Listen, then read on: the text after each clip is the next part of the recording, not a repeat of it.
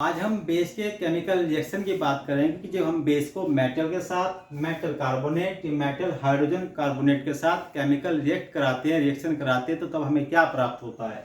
तो यदि हम बात करें बेस का, जब हम रिएक्शन कराएंगे मेटल के साथ में तो हमें साल्ट और हाइड्रोजन गैस प्राप्त होती है। तो यहाँ पे कोई भी मेटल हो सकती है, कॉपर हो सकती है, आयरन हो सकती है, मैग्नीशियम हो सकती है, कोई भी धातु जब हम बेस के साथ उसका रिएक्शन कराएंगे तो हमें साल्ट और हाइड्रोजन गैस प्राप्त होगी।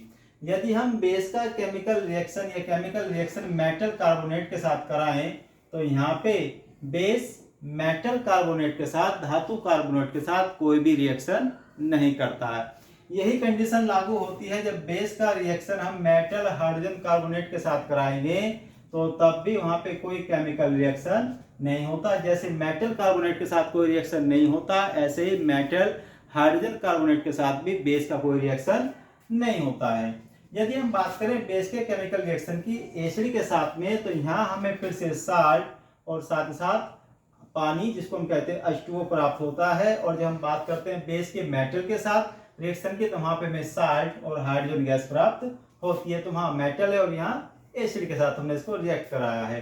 यदि बात करें हम बेस की नॉन मेटेलिक ऑक्साइड के साथ में तो वहां पे हमें क्या मिलेगा, वहां पे भी हमें साल्ट और पानी प्राप्त होता है। इस प्रकार से हम देख रहे हैं कि मेटल कार्बोनेट और मेटल हाइड्रोजन कार्बोनेट के साथ में बेस का कोई रिएक्शन नहीं होता। लेकिन यदि हम एसिड के साथ और नॉन मेटेलिक ऑक्साइड के साथ बात करें तो यहाँ पे दोनों में ही हमें सेम प्रोडक्ट प्राप्त होंगे, साल्ट और पानी जिसको हम कहेंगे H2O। लेकिन यदि हम बेस का रिएक्शन मेटल के साथ कराएं तो वहां पे साल्ट और हाइड्रोजन गैस प्राप्त होती है। धन्यवाद।